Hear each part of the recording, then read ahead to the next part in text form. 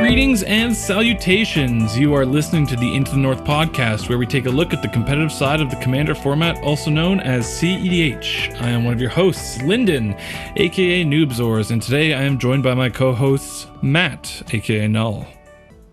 What is up, everyone? Reed, aka Sick Robot.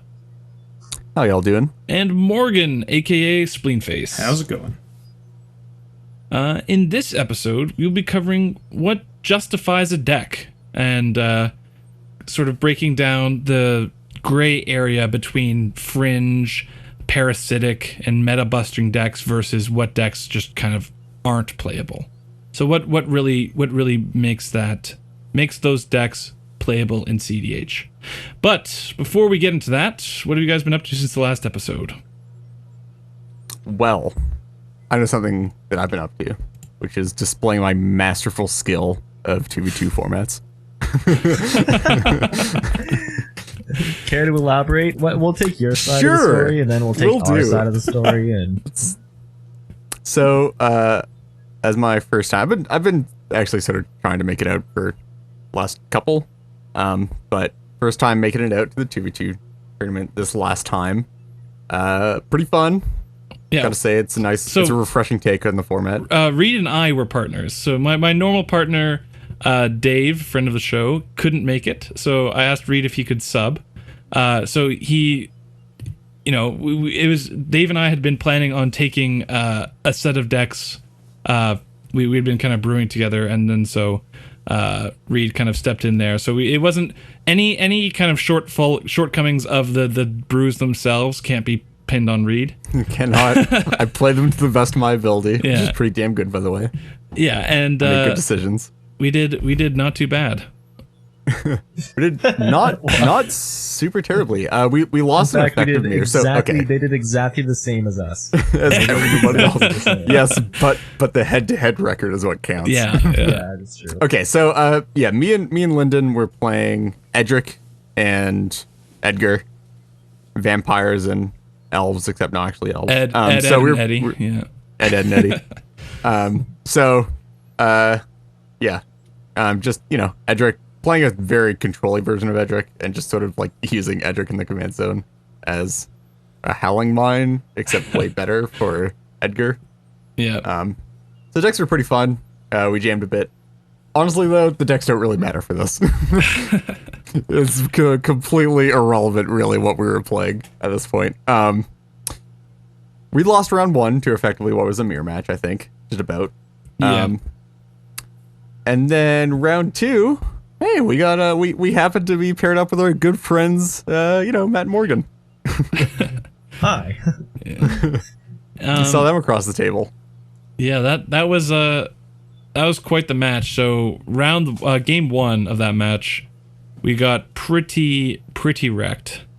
Yeah. So we saw that they were playing Tasigur and Vile Thrasios, and happened to be playing. They were both on Polymorph and Oath decks. Oath of Druids. Yeah. It was sweet. I like the theme of that deck. I really like that idea. Do you guys want to speak to your strats? Yeah, we were at all? almost not on Oath, but honestly, like looking back at it, Oath was easily the strongest. Yeah, card. there were a bunch of times. Yeah. There were a bunch of times where it was like, okay, I can just tutor for Oath and then play it, and it's like turn 2, so our opponents don't have counter magic, and they probably don't just have enchantment removal in their hands, so that's pretty good. And it was just like something that like I noticed, which I'm sure you guys were thinking about when you were building the decks, was just like the fact that like Oath is so good in 2v2, and specifically this format versus like a free-for-all format, where like in free-for-all format, like 3 people get their turn with Oath and on board before you get yours. Whereas in this one, since you're sitting diagonal from each other, you play Oath, the next person gets one chance at it, even like, and that's if their decks don't have all the creatures. Yeah. And also, we very rarely have creatures in play because Oath decks. Yeah, so like, and that's even assuming that they can get a trigger, which they like usually won't, and then your partner immediately gets a flip. Yep. Yeah, so they were playing Oath decks, and game 2, we kind of just combination of aggro and stacks. just shut them beat out pretty those quick. faces in. Yeah. Well, it was the best part about that game was I think when I got Git probed. Yeah, and you had like Or was nothing it duressed? I got duressed. I think I got duressed on turn 1 or It 2. was just like And 6 counter spells. I flipped over my head, and it was something like counterspell, negate, force of negation, like Yeah. just not fun. Oh, like spell pierce and swan song, and they were just like, all right, well, guess we're not doing that. So yeah, we beat them. Edgar beat them down. They couldn't really get past me. Yeah, and then we game came to 3 the was fateful game 3. Was the I think interesting game. Before we get into game 3, we should say that Morgan was on Tasker oathing into Tidespout, and I was on Grass Vial going into Niv Perrin. Yeah. Yes. Pretty crucial. Yes. So Yeah, game 3, Game Morgan starts. Morgan leads off. He goes Morgan first. plays. Yep. Yeah, he goes first, and then he leads Plays off land with a pass. No, doesn't he lead immediately with the vamp No, it was tutor? an end step vamp Nope, tutor. nope. He Oh, goes okay, land yeah. pass. Yeah. So he land passes. Lyndon starts off and drops a vampire, as Edgar's want to do. Yeah. Matt also makes land pass. I make land pass. And then comes the I don't have a 1-mana counterspell, unfortunately. yeah. And then comes the vamp. Yeah. And Vamp for Oath, and Morgan vamps for untaps, and plays Oath. we are off Oh to no, the no, races. the most crucial part. Morgan goes for the vamp, and I'm like, this is literally the safest time to play Yeah. Oath. This is the Yeah. safest time to Couldn't oath. have asked for a my better hand time. included a Signet and an Eldritch Evolution, so I was actually just considering going for Mana Crypt. It would have let me play Tassiger that turn, and then just Eldritch Evolutioning on turn 3. And then Matt quite rightly pointed out that this was like the safest oath ever, and I went, oh yeah, that's true. So I Yeah, it makes found an sense. Oath of Druids, I untapped, played a land for turn, and cast Oath of Druids. And Yeah, it was now my at that turn 1 moment vampire I play knew looks pretty stupid. I fucked up.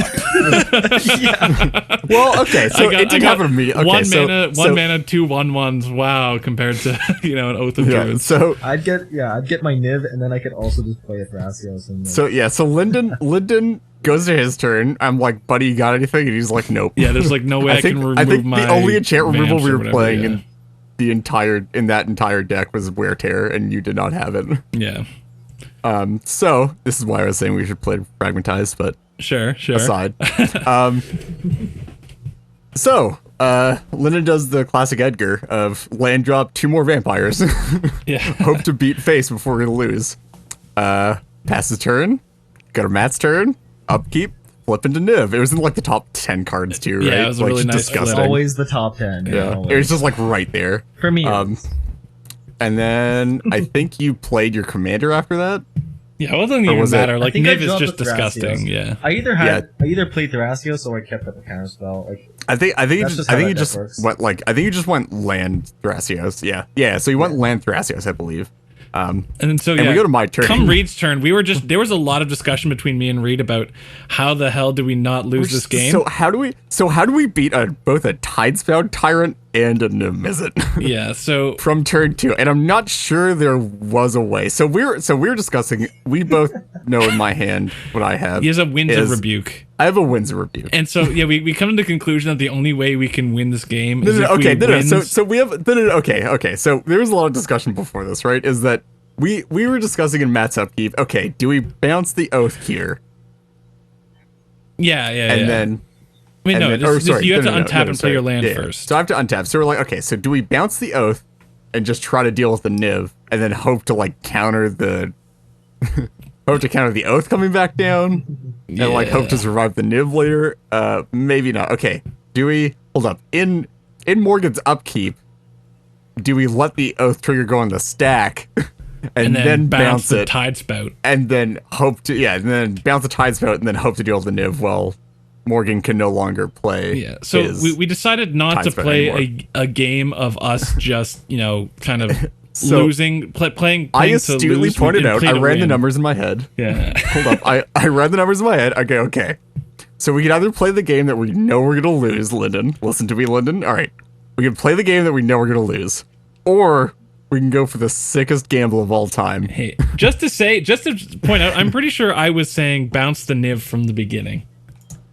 Just point out. Yeah, no, but I'm fairly sure you were doing it like, okay, yeah, sure.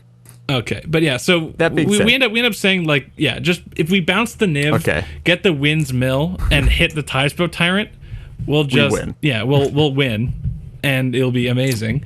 Or the only other way we win this game is we bounce the Niv Mizzet, miss the Tidespout Tyrant in the top 2 with the mill, and then Spleet has to have the Tidespout in the bottom 5 cards of his library, and that's the If the only way Tidespout we was in win. the top 2, that also would have worked. Yeah. No, Well, yeah, we were talking about like if we miss the mill, it has to be like the 5th bottom card in your entire library. yeah. So we go, all right, we're gonna risk it for the biscuit. Okay, pointed at Niv. Niv draws Matt a card, pings off a vampire. We're like, okay, we saw this coming. Don't like it, but saw it coming. Mill 2, we don't hit the Tidespout Tyrant. Yikes. Big yeah. oof. Big oof. Big oof. All right. Well, I guess we're just fucking passing turret, I guess. Yeah, and then Morgan Oath Trigger Faster. starts flipping through cards. Keeps flipping Keeps through cards. keeps flipping through cards. flipping through cards. Keeps flipping through cards. So Hits it in like the bottom 6. it was the 6th card from the bottom. But Yeah, wow. the cards that were below it, let me just list them off. Keep in mind, I already have an Eldritch Evolution in my hand, which is now useless because the Tidespout And the is Signet, which is played. not great. Signet's fine, whatever. The cards that were below it were Abrupt Decay, a useful spell, I'm sure we can all agree. Polluted Delta, Misty Rainforest, Verdant Catacombs, and Polymorph. None of which do literally anything on the current board. Yeah, so that was legendary, but it doesn't even end there. So It does not even end. yeah, so one Morgan, I think Matt might have had a way to get access to a Time Twister in his deck to kind of get Morgan's deck back in, and so he's not just immediately dead. So we're sitting there. Yeah, well, I happen to have a Karn Trying the to Great kill them. Creator in my hand, and in this Didn't we format, all, though? yeah, in this format, we're allowed to do have wish boards. Card boards. Yeah, so I slam my Karn immediately. We're like talking with Reed. I'm like, yeah, I guess the best find is just Tormod's Crypt to exile Morgan's graveyard and basically take him out of the game. So we get that nice little win. And so let's speed things along a bit. Morgan's doing his Tidespout stuff, fucking bouncing, stone rating me, stopping I me keep from playing landing lands Edric. because I'm like, I have to cast this Niv at some point. Matt's on the which hard is very castable. cast Yeah. Niv Yeah.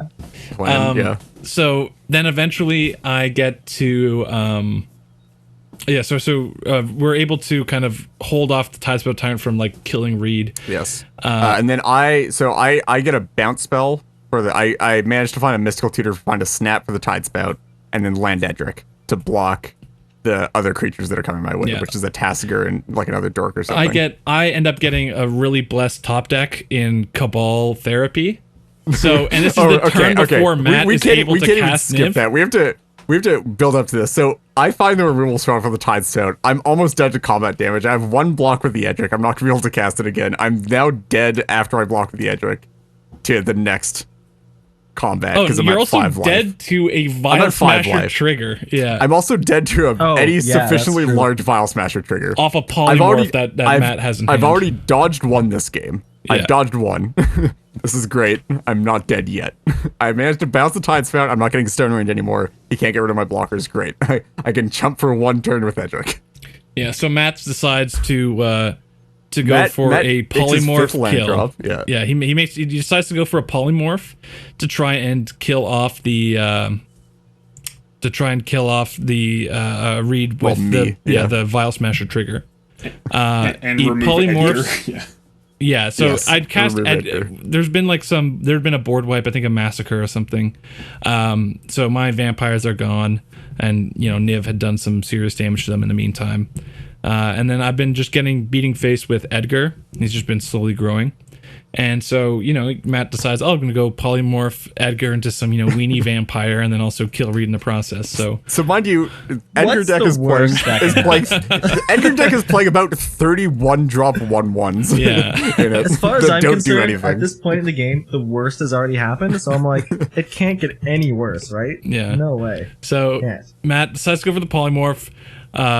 Vile Smasher Trigger misses Reed. Okay, so that's a Just 50-50 quick dodge. plus. Bit of context as well.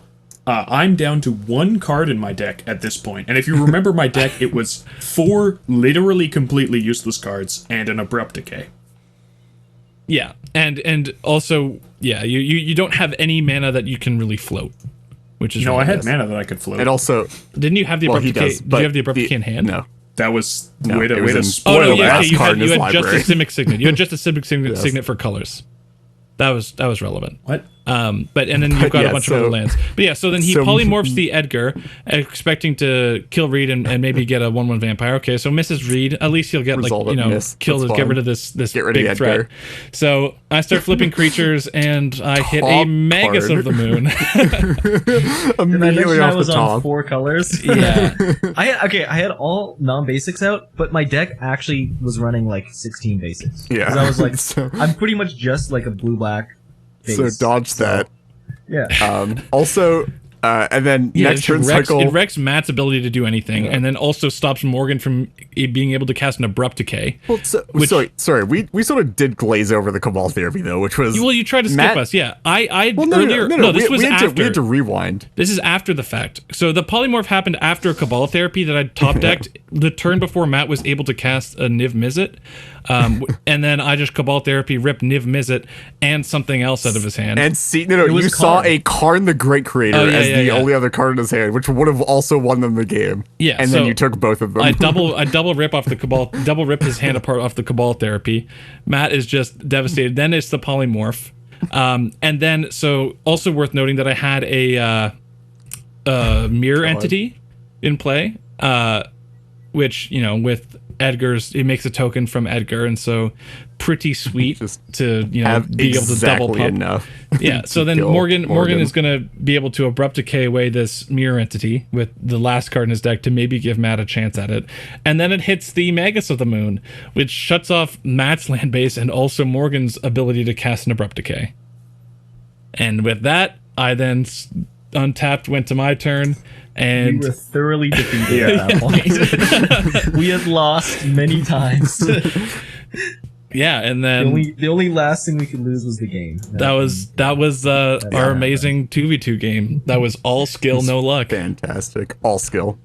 Yeah, All right, and- I think that's Yeah, a good that's like catch-up. half the episode there. That concludes our weekly 2v2 summary. story time within the God. Yeah, this segment is basically just becoming stories of 2v2. Yes. Let, It's a let really us know fun if you guys format. actually care about So this. so yeah, that was depending on your perspective. Either what's your your victory lap story, or what's your bad beats story. Yeah. But yeah, so then we ended everything. I think everyone ended up going the same, getting the 2-1, same 2-1 yes. record. But yeah, that was fun. Okay, so let's get into the actual show and let's jump into housekeeping. So to kick things off, we've got some new patrons. Woo! Yay. Okay, so patron shoutouts. Thank you to Playing with Power MTG. Dude, those guys are pretty sick. Massive, You rock. massive. Are we the command zone now? This episode is dedicated to Playing with Power. Playing with Power. You rock. All right. So Reed, why don't you get this next one? Yeah, and we got Ron Schiller. Thank you very much. We saw your comments on the episode. Sorry we couldn't get you last episode. I'm fairly sure you became a patron Right as we finish recording. Right as we finished recording. So glad that we could get you for this one. Thank you so much. And the last one, Morgan. Is Ian Predator? Predator? Who knows? But I'm not sure how to pronounce that. But thank you very much for your support. Being the Predator. Predator is in like Predator versus Alien Predator, not the other one. Yeah. So I don't think there's really anything else for housekeeping. And and we can go into new developments, which is Shuffle Atla. Shuffle Panini, that's the one. Shuffle Panini. So That's the this one. this is a spicy new deck. From, I believe, Birif. Yes, and yeah. Yes. And essentially the idea is the new Naya Egg Commander from it's the Eggs deck from Commander 2019. She makes eggs and then has whenever an egg you control dies, you reveal cards from the top of your library until you reveal a creature and you put that card into play. And it was quickly realized that Mirror Entity can make all your creatures 0/0 and also eggs. Hype. So if your commander survives, you can put infinite things on the stack that basically say, make all your non-commander creatures eggs and then kill them. Which is something of a combo when killing eggs gets you new creatures. So this deck has an Eldrazi Titan in it, and you just keep flipping through all the creatures in your deck. You've got some spicy enter the battlefield effects, some dies effects, some Kiki Jiki, among other things. Which gets into an extraordinarily questionable area surrounding the legality under the loop rules. It's God. So I messaged one Toby Elliott of the Commander Rules Committee fame and also of writing the loop section of the Magic Tournament rules. And his response was basically, the loop rules do not handle this well. Like, it is literally outside the rules as they geez. currently exist. Whether or not... CDH pushing the bounds of the Magic rule set. Yeah. Theoretical magic, yeah. I'm inclined to allow it because of the way, like, I think it's the way you can sort of get around it is you've activated Mirror Entity a whole bunch of times, and now there's nothing you can do, right? You can't just stop. You just gotta let them Can't just resolve. stop the activations. So, you know, it's not like you're choosing to continue this questionable loop. You just took a bunch of actions. you just happened just to set have it put loose. 20 billion You didn't Mirror know Entity what was activations gonna on the stack, happen. and you gotta resolve them all. Oops, did I say 20 billion? Whoops! Guess we gotta resolve these now. Yeah. So, but that's definitely an interesting deck, and it's just a cool deck. Like, Nai is a It's color just neat, combination yeah. that hasn't seen a lot of representation, and you definitely get to play with like the creatures that you include that will form your win with this combo. Like, there's certainly a lot of room for different creatures you could run, so it's definitely an exercise in like balancing how effectively they win versus how effectively they, you know, how useful they are when you're not winning. It's just an interesting design space, but Yeah, once again, the Eldrazi Titans proving to be, you know, a design mistake. a design mistake. Yeah. Maybe a bit of a design mistake, Whoops. yeah. And if you're listening, Wizards, you've given us a Jeskai commander, you've given us a Naya commander, now just give us a good Jund commander, please. Come on. Come on. Is that too much to ask? Yeah, dude, just Gitrog plus just reprint Gitrog, dude. Give Gitrog the Omnath treatment, you know. Just reprint Gitrog, but give him make him stand in a puddle of lava, you know. Make him a firewalker. Yeah, and then so our last new development, which Sort of a meta development. is it really a new development? It's just kind of an overall meta trend. It's a progression of a trend that we've been seeing for a bit now. Yeah. Which is that literally every deck is consult now. that's about as eloquently as I can phrase it. Yeah. If you're playing CDH, there's a very high likelihood you're playing console at this point. And even if that's not consult isn't your main strategy, there's a good chance that you've got that as a backup strat. You're just playing it anyway. Yeah. But Pretty much. Like, I mean, That doesn't mean- first liver food chain isn't really a It's consult definitely a deck, console. but it's really a a console consult deck. deck. But it's It a definitely is a consult deck. console Yeah. That doesn't mean you should start putting Jaces and Labmans in random decks as win conditions.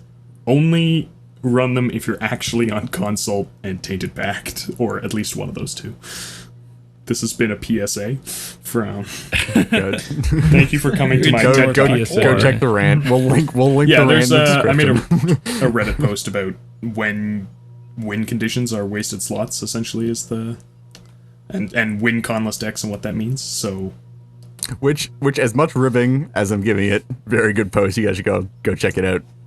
It's something I would recommend to any player getting into the format and getting into deck building. Yeah, it's definitely something that I think casual players, it's something you need to unlearn. Not even necessarily casual, just like anybody that doesn't necessarily have experience in the format, right? I certainly find with when new players come to the Gitrog Discord, win cons are something that they are always discussing. Oh, should I be running Praetor's Grasp or Collective Brutality or some other Torment of Hailfire is one that I see often, which is something that carries over from casual a lot. Whereas most competitive Gitrog decks do not play anything along those lines. Most of them are all quote unquote win conless. Although now there's like Deathrite Shaman loops and janky that's stuff. definitely win. Yeah. You run Deathrite Shaman even if it can't win you the game. Yeah, it's all cards that you would. The idea is to only run cards that you would want to run anyway, and then try to figure out how to win the game with those. Yeah, and so just I guess everything is becoming Labman Consult, Zur, Kess Storm is kind of, and Grixis Storm has gone to the wayside in exchange for consult decks. Definitely just Kess Consult. You take that back. But yeah, Nobody's saying you can't play it, Spleed. Just nobody else will. I have 9 islands in my Kess deck, and I'm not changing that anytime soon. Except for you, Rev. I apologize. You can play Storm however you want, but everybody else go play Consult. Yeah, consult, pretty good. Yeah, so and then we've also I think that wraps up for new developments. And before we get into the main topic of the show, we've got a mini topic of C19. Oh, wow. Yeah. We really missed the mark on this one, didn't we? Yeah. Sadly. Yeah. That happens. Just a small amount. Sorry, guys. Just timing One of the most wise, exciting things. One of the most exciting things most years, I'd say. Yep. Just yeah. way off mark. Although That's fine. The latest commander set. that said, we did a full episode review for War of the Spark and whatnot, but this in Modern Horizons, this is just not a full episode kind of topic. There's just not enough things worth talking about in terms of CDH that were. I mean, there's some C19. jank stuff, yes, but not.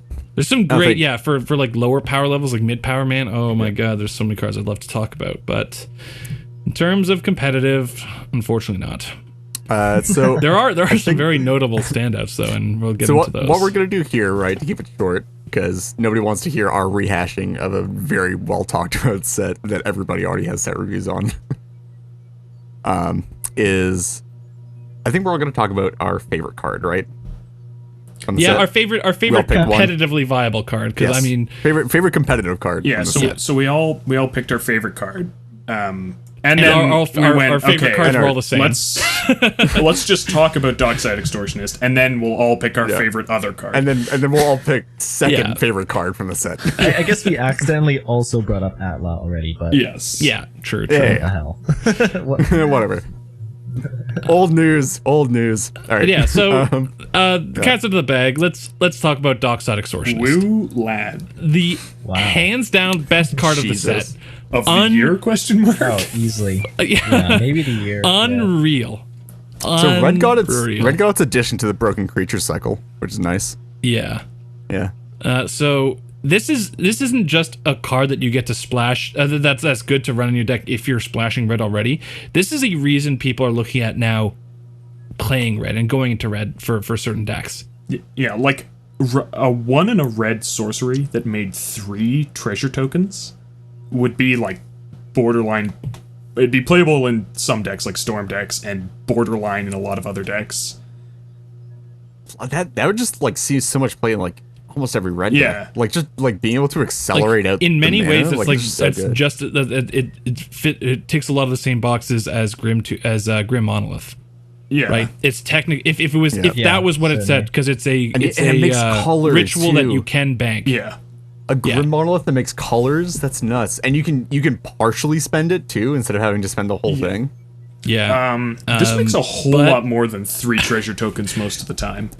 Oh yeah. Does someone want to read out Dockside Extortionist? Sure, let's For read those this card out. All right. And you in the audience who don't know what it does. Fucking out of the loop. Come on, guys. Catch up with the spoilers. If you don't know what Dockside Extortionist does. All right. Dockside Extortionist, 1 and a red. Creature, Goblin Pirate.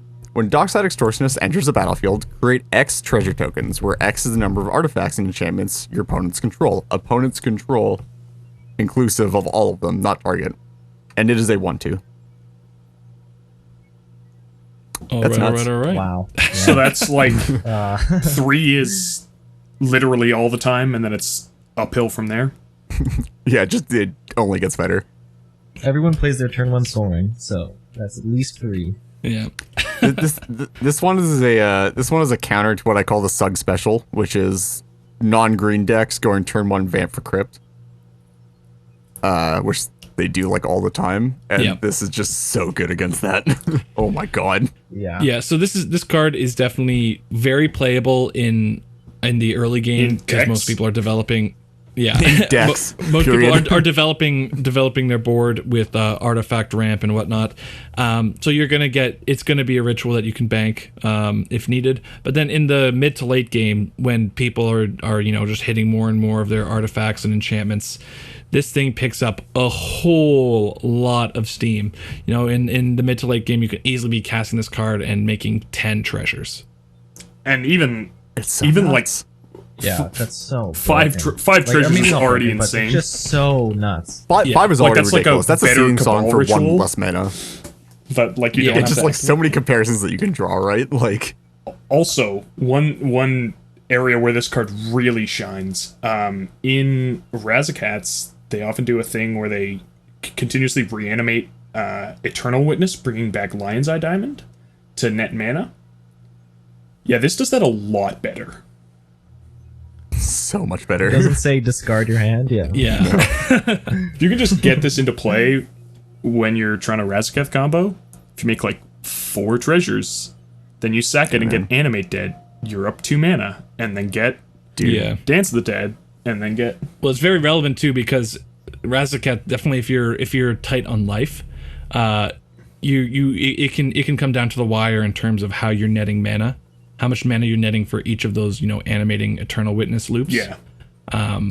Per tutor ratio, and so Dockside definitely fixes that. Dockside making 4 means that you have to reanimate it like half as much as you have to reanimate Eternal Witness. And it just fixes the colors as well, because with LED, you're cracking LED for triple black, and then to use your reanimation spells. Whereas Dockside, it's much more surgical. You don't need to go overboard. You don't need to make 3 black. You can make the exact amount of mana you need. And just have blue on the first crack, too. And so that was Razaketh about Dockside. Let's talk about Dockside and other decks. Well, so Godo combo with Godo. Well, let me get Godo out of the way. All right, fine. Godo is very excited about Dockside. Obviously, the fact that it can make so much mana can easily get them up to the 11 mana required to just cast their commander and equip Helm. The generic stuff. Get to the spicy part. Spicy parts. So spicy parts, you've got all these ETB doublers. You've got Panharmonicon, Flame Shadow Conjuring, Twin Flame Heat Shimmer. So all of these, you can just chain rituals on. You can use those as rituals with Dockside. With Dockside, people are now considering running Goblin Matron just as a way to find Dockside, because there's already enough goblins in Goblin Welder, Goblin Engineer, Dockside, and now Goblin and Dockside Extortionist. Now they're saying they wouldn't run Goblin Matron with just those 3. They'd want an additional thing, and so they're considering including Goblin Crate Maker. Oh my god! As like God. Yeah, the one that sacks for a colorless to deal 2 damage to a creature, or sacks to destroy an artifact. So that's now being considered all off the back of Dockside. Also, how long who's going to be the first Godo player to equip their Helm of the Host to Dockside Extortionist? That's what I want to know. Yeah, really. That's a good way of recasting Godo. Yeah. Also, something that we didn't mention yet. This is great for non-black decks that want combos, because this, for a fairly low entry cost, is a secondary win con that's very tutorable in green with this and Temur Sabertooth. Yeah. So if there are 5 total things at the table, you just make infinite mana, because this will make 5, and then you bounce it, and then you play it for 4, and then it makes another 5, and you keep going. And those are both creatures, both very tutorable for green, and Dockside Extortionist is an extremely high So value Gruul card on its Hulk own. is what so you're saying? Dude, Yeah, my guy. imagine Gruul Yisan. Oh boy. Sneak Hulk, let's boy. go. No.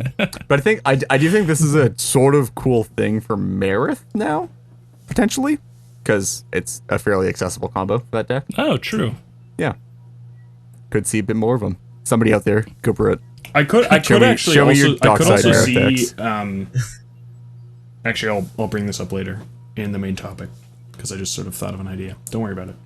Sure. All right. All right, cool. all right. Anyone else So- have anything to And say it's about also two Dockside? CMC, so it's also two CMC, so it's great off now nauseam. There you go. Yeah. All the above. And yeah, Chain of Vaporing this in a Storm deck is pretty good. Pretty gas. Yeah. Okay. Anything else? Anything else on Dockside? think we No. Yeah, I Okay. think that Cool. wraps it up. So yeah, we didn't even mention half the decks that this is going to go into because it's going into pretty much every It's red every deck. red deck. Yeah. So let's jump into our individual picks Actually, wait, from the sorry. set. One other place where it's insane, specifically food chain, smoothing it, like after ad nauseums, making mana of appropriate colors is often very difficult, and this is an insane color fix. And obviously, if you need to cast you're trying to cast food chain and get the Castrum Exile creature in the same turn, just like Dockside food chain, like correct the Exile the yeah, correct Dockside. the petals for food chain, and then Dockside for your Castrum Exile creature is what we in the business call pretty good.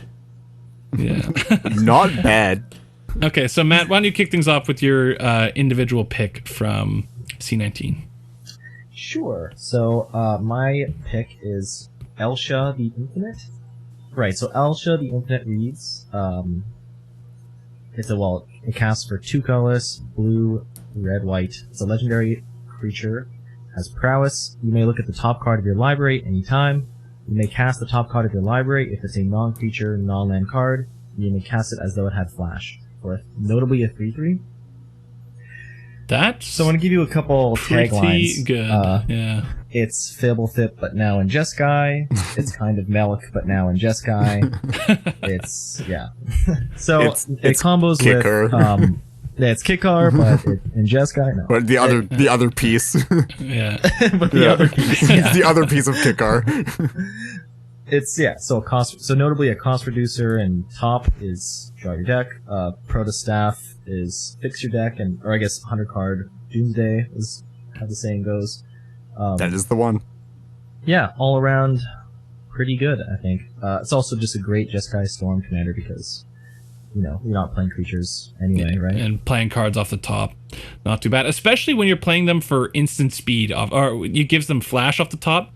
That's Yeah. pretty gas. Yeah. Being so- be able to flash in a Grafdigger's Cage is sort of nuts. That Your well-costed doesn't sorceries, sound good at all. become- You don't want to do that in this deck, but just as a general statement. Flashing in As a general flashing in statement. Rest in Peace, on the other hand. There you go. Yeah, but just the Much fact better that you idea. can hold up mana for interaction, and then if nothing's going on, then you can just use that for development. Casting your Ponders, Preordains, or whatever off the top. Not too bad. Not too bad. It also So I was like, it'd be hard to beat Kickar, but like this is definitely on par. Like there are advantages to both decks.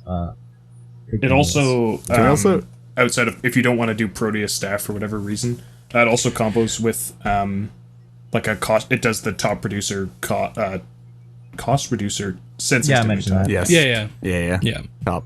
We're good. Um, Can I also mention sure. that it has one of the best card types in the game, the Fable Jin card type. It's great. All right. Finally, you can build your Jeskai Just saying. tribal. Yeah, dude. If you're on the Proteus Staff combo, you are just Jin Tribal with that as the only card. Only Jin Tribal creature. Tidespout technically Tyrant. speaking. You got Old Man of the Sea? Let's go. And Nice. Scroll Rack is pretty good. Not bad. Oh yeah, not too Skorak is bad. pretty good, yeah. That's a good point. So Reed, what's Yeah. your single pick from the set? My pick is the Blood Pod mid-range slot of the set. Orin Viper. Orin Frostfang, not Viper. Yeah, Orin Viper is There the we go. 3-drop. It's the old one. Orin Frostfang is a card that reads Orin Frostfang, 3 green. Snow creatures, Snake. Attacking creatures you control have Death Touch. Great with Timna. Whenever a creature you control deals combat damage to a player, draw a card. It is a 2/6. So one-sided Edric for 5 mana, but you can put it in non-blue decks. And it's really good with Timna and other stuff because it gives everything Death Touch. And it's nuts with Tana. Yeah, it's not a bad card for sure. Yeah. I mean, this card I think it's certainly competing with the mid-range slot with things like Tendershoot Dryad. I mean, you can go with multiple mid-range slots, but Tendershoot Dryad is pretty good. Anyway, also- I have a question though. Yeah. Jam. Don't snakes hibernate all winter? How is it a snow creature? Not this one. Oh. Well, I guess Too bad. Orin Viper was snow as well, right? Yeah. So it's just continuing that Long lineage of snow stakes. internal logic they've got Internal over at consistency. WotC. Another thing to look out for this card before we move on is it's existed for a bit now as sort of a meme, but 4-color Edric from Shaper and Lurker, I believe, which is basically just Timna abuse the deck. But this is pretty sick there because you just draw a lot more cards. Yeah, and I mean, I could see this slotting in, or at least maybe I might test with it in Anafenza. That deck is star for card advantage. Dude, bear decks in green, they're gonna love this thing. Yeah, it's definitely all right. Although, yeah, like I was saying, some pretty tough competition in that 5 slot with Tendershoot Dryad. Oh yeah. Drawing cards versus closing out the game, definitely something to consider. I'll get the next one, which is Crick, Son of Yawgmoth. And that's going to be Crick, Son of Yawgmoth is cast for 4 and 3 Phyrexian black. It's a legendary creature horror minion with lifelink. It's a 2/2, and he has, for each black mana symbol in a cost, you may play 2 life instead of paying that mana. Whenever you cast a black spell, put a +1/+1 counter on Crick, Son of Yawgmoth. So, notably, this isn't just in the casting cost of the spells. So, like, you could cast a Cremate for a single Phyrexian black, right? Or you can pay the cost on something like Extort on the spell, using the Phyrexian black as well, or cycling costs. So, I guess Oh my the god, idea with is this another deck where you get to play your Baron more? yeah, it actually is. Yeah, because Crick has a few tricks up his sleeve with you can do stuff with Aetherflux Reservoir and sort of do, Stormy, Bolas's Citadel weirdness. You can also do Doomsday and Reanimator, like with what is it? Vilis? Vilis is whenever you lose life, draw that many cards. So Vilis, I think you can cast for 5 and trip black. Is that right? Yes. Probably. Yes. I feel like you're not casting it though. Yes. Oh no, I mean you can cast. I would. You so can. think about it this way: Yeah, yeah, Yawgmoth's sure, Bargain sure, is a card that sure. would see play if Yes. it was so five mana, not too hard to cast, and then Vilis has an activated ability on it for a single black. Pay 2 life. So then with Crick, you're gonna pay Phyrexian black. So you're gonna draw 4 cards per 2 4 life you want to pay. So not too bad to have a Yawgmoth's Bargain that you could also do Reanimator stuff with for very cheap. But yeah, and like I was saying with Doomsday, although the Doomsday lines in this deck are very Cost very like 39 life type. life. Mono black Doomsday being mono black Doomsday. What Yeah. I Yeah. do, that 39 life fact is actually beautiful though. Like the fact that to is. cast Crick and then Doomsday in the same turn takes, like, you can do it from exactly 40 life is beautiful. I love it. It's amazing. Yeah, and so that's why you run lots of like cyclers as well. You run like the Baron Moors and a bunch of other garbage cards that only pay for basically that turn into Git probes, so that you can just crack your Doomsday pile and try to win. I mean, how many Git probes would you run if you were allowed to run as many as... Yeah, really. Oh, dude, at least half. Dude, how many Git probes did you run if all of them turned into Darksteel relics as soon as somebody removed your commander? That's a good question. Yeah, so Crick definitely suffers from being a little bit of a glass cannon. Your deck starts to look really, really bad if Git Crick Rock isn't in syndrome. play. I Or mean, if you- Git deck Rogue that just Syndrome gets is a unlocked, bit right? less than Crick, Or definitely, if but you take, like, 10 damage, Yeah. then you're just like, well, all of this just got a lot Oh, more awkward. you thought it was bad being an Adnaz deck at the table. Hoo boy, let me tell you something. yeah. Although I have played some games with Crick and I wasn't particularly impressed. Like, I think the deck could still be refined a bit more, but to address that sort of vulnerability. However, Crick growing from whenever you cast a black spell and the fact that he has lifelink was not irrelevant. I saw him go down to maybe like 10 life, 5 life, and then, slowly crawl his way back just from Crick lifelink. Yeah. Yeah. Anyone have anything else to say about Crick? No, that sums it Thing up. was It's covered. definitely... I mean, Okay. yes, it's definitely cool. Mono black is just... It's hard. Oh, I mean, mono it is anything. awesome. Okay, is actually, hard. just a quick Awesome design question space. about Crick. What do you guys think about Mono Black Sidisi versus Crick? Oh, God. Does Crick unseat Are we Sidisi going to as have the this best discussion? Mono Black Are we player? having this discussion right now? I think that I'm not actually sure which one's better, but I think that Crick can be built in a way that doesn't just have better decks that do the same thing. Like, I don't think Sidisi justifies herself over sort of existing ad nauseum storm decks, and I think that Crick. No, but I'm not talking about existing ad nauseam. No, I know. storm I'm decks. just Like, I'm just Crick- saying that like there's not a compelling. I don't see a reason to run Sidisi, and I do see a reason to run Crick, even if arguably Sidisi is better.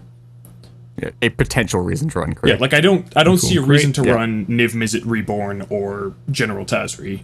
That doesn't mean they're not Yes. better than a lot of decks that see play. Okay, you know what? I'm just gonna go out on a limb and say I think Crick is better. I don't know. right. That's my gut feeling. That I don't think it's an better right optimized now. Crick deck is gonna be better than a Sidisi deck. Hot take. Sick. Okay. Morgan, why don't you close this out with your individual pick? My favorite card is Anya's Ravager. And it is a creature vampire berserker. It casts for 2 and a red. It says Anya's Ravager attacks each combat if able. Whenever Anya's Ravager attacks, discard your hand, then draw 3 cards. And it has Madness for 1 and a red, and it is a 3/3.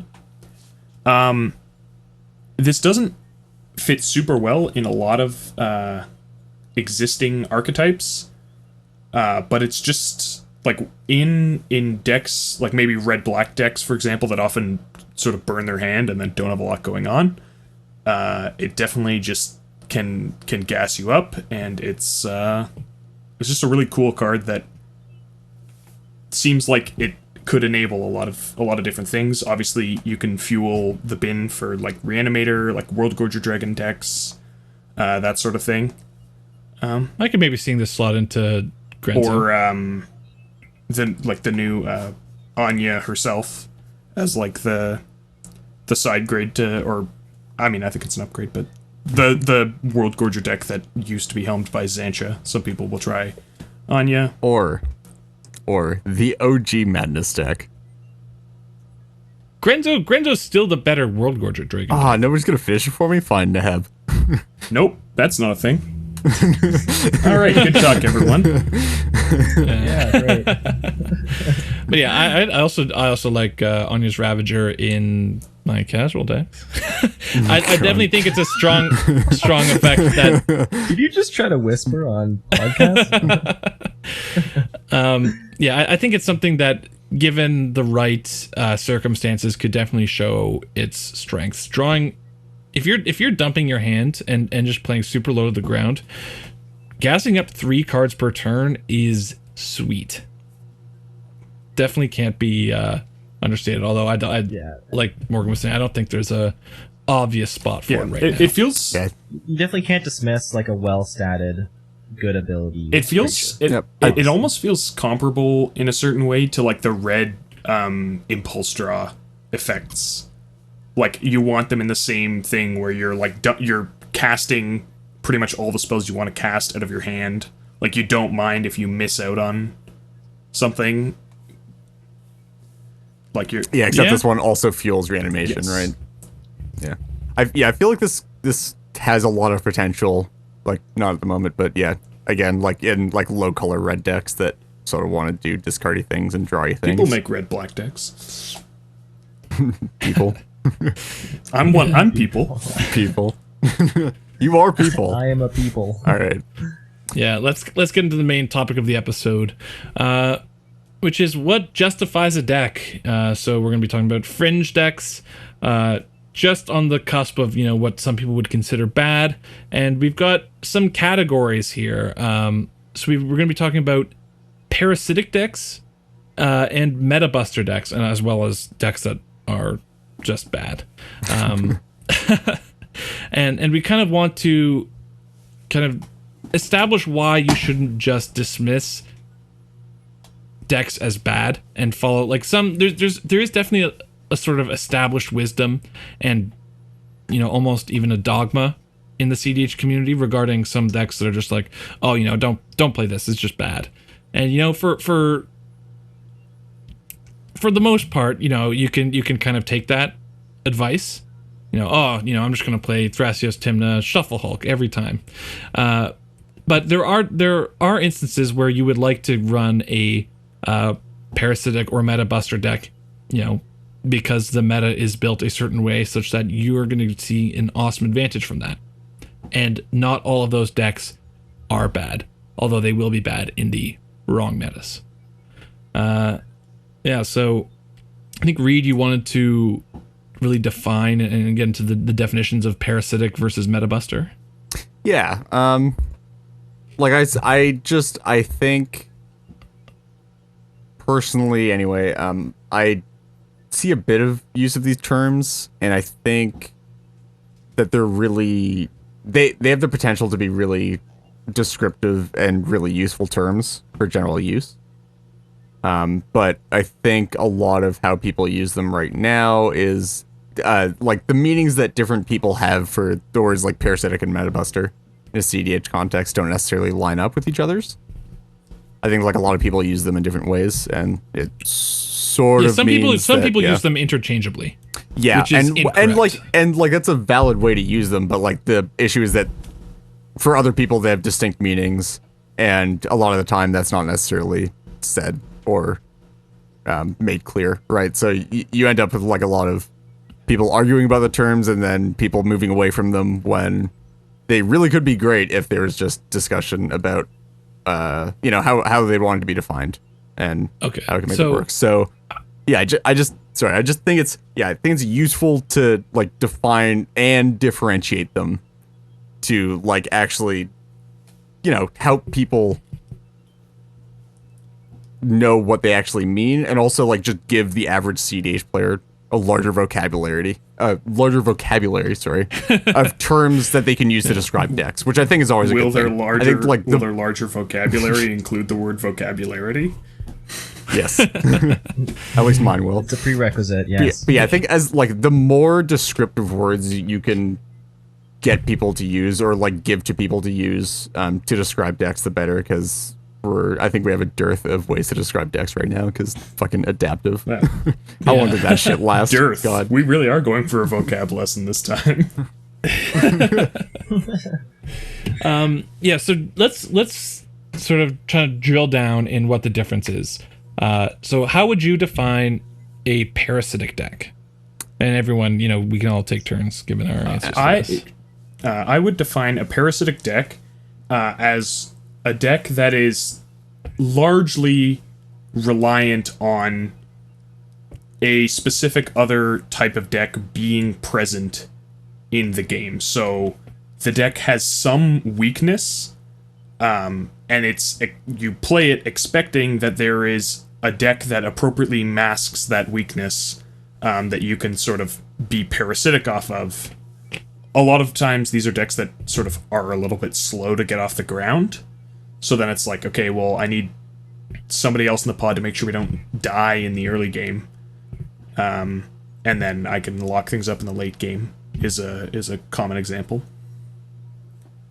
Yeah, I think parasitic decks are almost always decks that are, at least compared to Metabuster decks, are decks that are typically just grindy decks.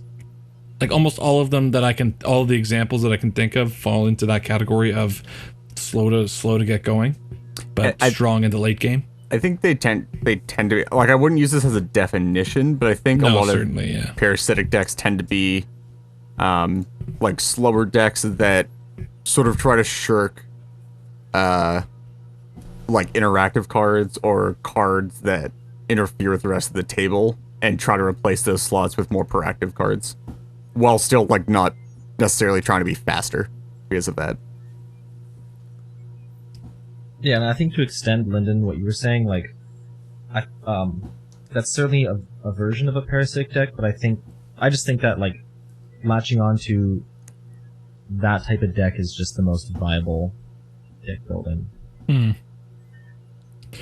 And Reed, you had an interesting subject you want to bring up with Parasitic and Metabuster about how they're sort of on a continuum.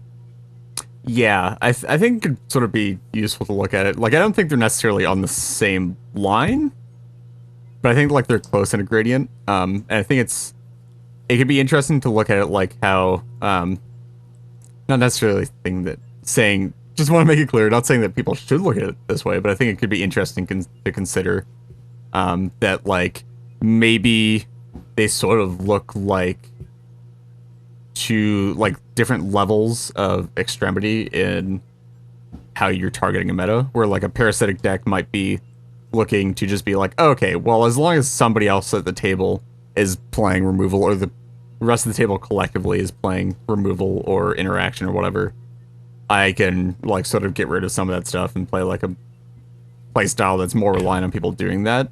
So if I was to try to rephrase that, it might be that parasitic decks parasitic decks have fewer weaknesses and Metabuster decks have more weaknesses, so that parasitic decks are going to be generally applicable in a wider meta, and Metabuster decks are going to be a much narrower meta. Or I'd say probably that Metabuster decks are a lot more targeted and parasitic decks tend to be less targeted. So yeah, I would also consider Metabusters to be a lot stronger, and when they work in their specific niche. I guess, like a parasitic deck will gain less from having the correct meta than a Metabuster will for having its optimal meta.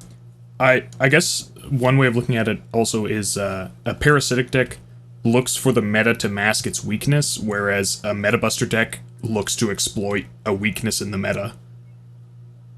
Nice, yeah. That's a really good way of phrasing that, actually. Get that on. Someone put that on a t-shirt. I'm super down for that description. Actually, I might start using that. All right, go for it. Well, at least it's on audio, so you'd have to quote you every time I'm talking about these. I guess I need to make another Reddit post, huh?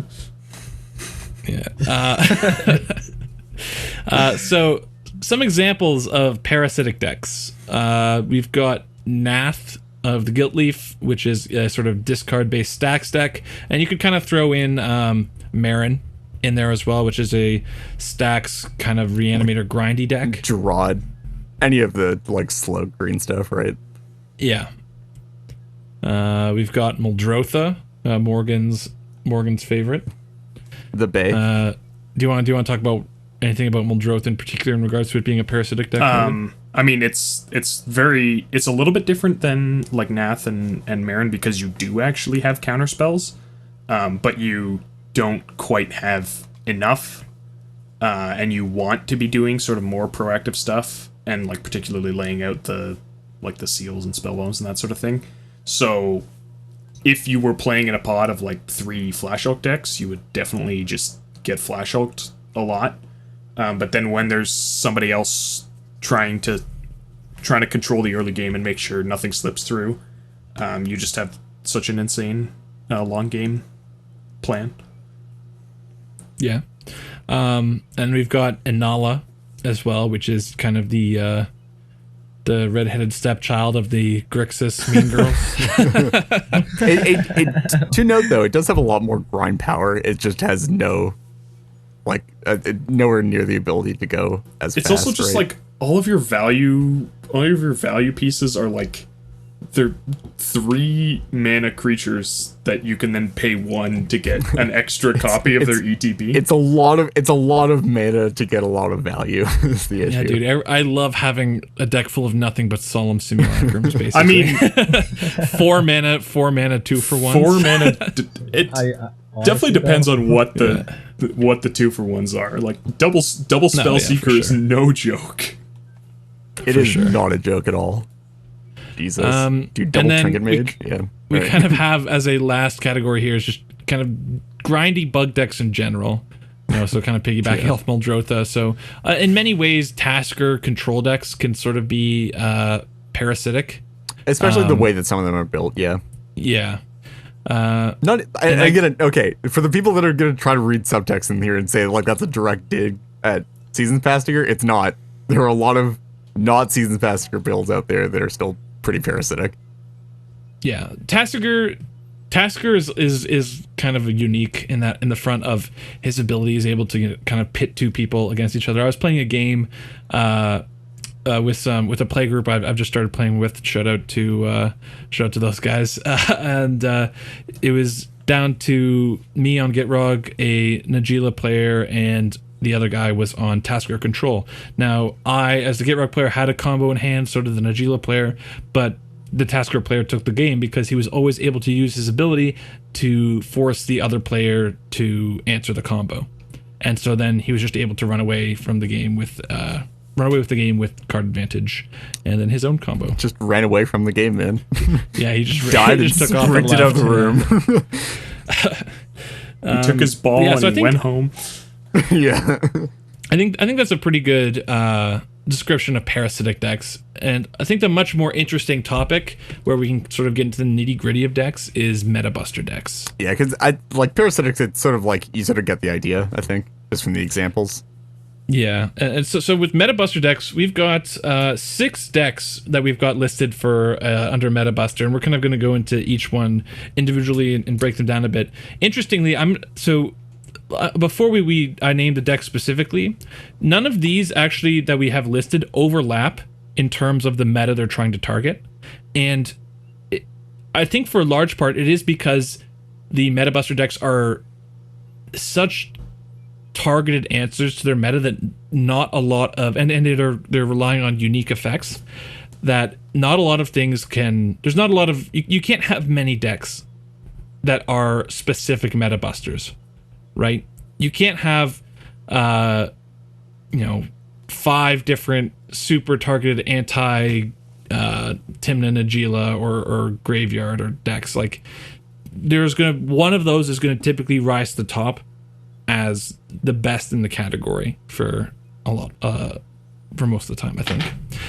But yeah, so I wanted to just mention what metas these decks are targeting before we get into it. So we've got counterspell heavy metas, graveyard centric metas, low removal meta, stacks meta, slower metas with low board wipes, and Timna Najila metas.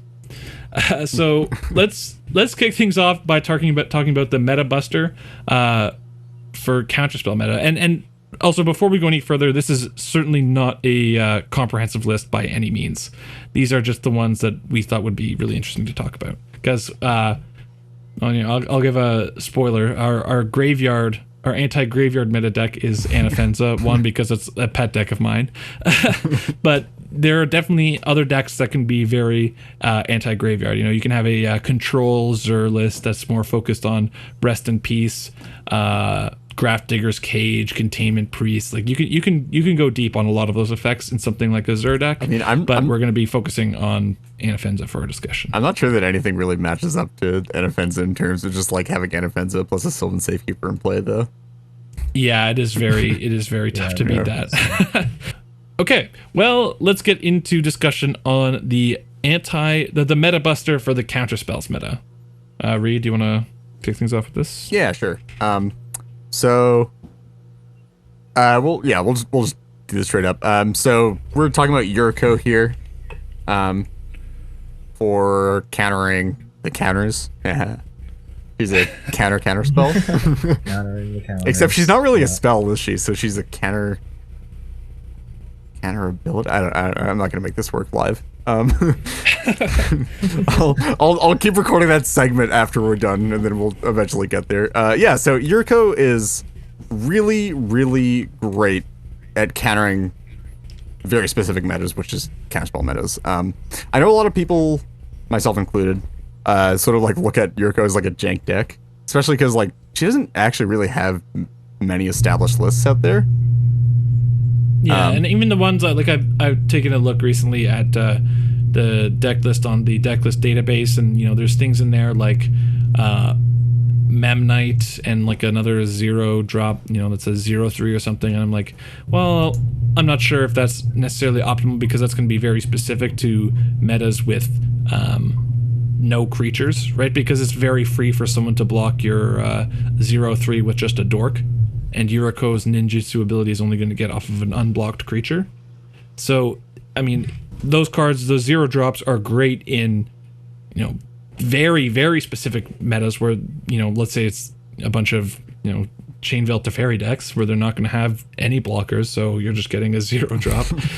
Maybe not the greatest for the Tim meta Gila. Yeah, but if you're trying to, so there is some play with Metabusters on whether or not you want to build. So first of all, if you're just going to only bust this deck out in the meta you're trying to target, then maybe it does make sense to go all in on cards that maximize that matchup. But if you're trying to, kind of prey off a general meta that's more tilted towards the meta that you're trying to prey on, you might want to be a bit less all in on those kinds of cards. A bit closer to just playing blue-black staples. Yeah. But yeah, like I think it's important to recognize, and like this is sort of one of the things that I want to discuss is like, I think we'd all agree that like in a general meta, Yuriko is like not a great deck. Like it's pretty like low kill pressure.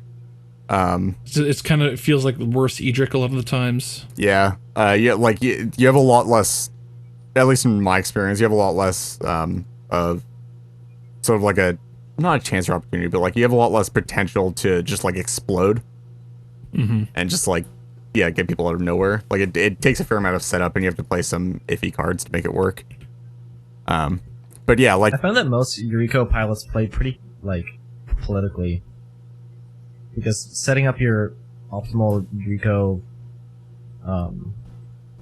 lines are generally speaking pretty easy to disrupt. Yeah, a lot of the time. But yeah, like that being said, like the fact that Yuriko does so well into very specific metas, which are like metas that are bogged down in like lots of sandbagging and interaction. Just because like she dodges counter spells off the back of ninjutsu, and then like also it's like nearly impossible to keep her off of the board, like even with removal, just because she can come back in for 2 mana on top of whatever. Yeah. So like if you're killing the Jill, you also have to kill all their duders that they have lying around. Yeah, like, are you really wasting an answer on like a flying men? Or, I mean, they run better cards than that, but something of that tier. Stuff like that. And especially when like a lot of decks now are trying to slim down and shave, like even like food chain deck, but I know especially for Hulk decks, like you're on like 3 pieces of creature removal, maybe 4, stuff like that usually. Like you're not going to burn one of those on a 1/1 that's not actually doing anything to affect the board. And the thing too is if they're ninjutsuing in Yuriko, they're returning a card to their hand, right? So you can't even just get them by them having them go all in on the board and then getting them with like a deluge or something. Well, right? the whole thing is like you also have pieces back in hand. You also like that, but also you can't even like spot remove to stop a trigger a lot of the time, because if they have multiple things in play, you remove Yuriko and they're like, okay, cool, still in combat, swapping it on another thing, and you remove it again, they're like, okay, swapping it on the next thing. Like I'm hitting you this combat. Yeah. So like it's super hard to stop, and like just the fact that she wins without necessarily having to cast spells either, like just naturally hitting stuff, like just lends herself just being very able well. to go like off a scroll rack, just Draco multiple times or something like that. Yeah, or like even just nat hitting a lot of high rolls on there, right? I don't think you run Draco. Force of wills, misdirections. I guess if you're trying to do like that's the closest thing to a combo kill in Yeah. Yuriko. But like even to get even multiple even stuff like Dracos. temporal trespass is gonna hit for Yeah. a lot when you flip it.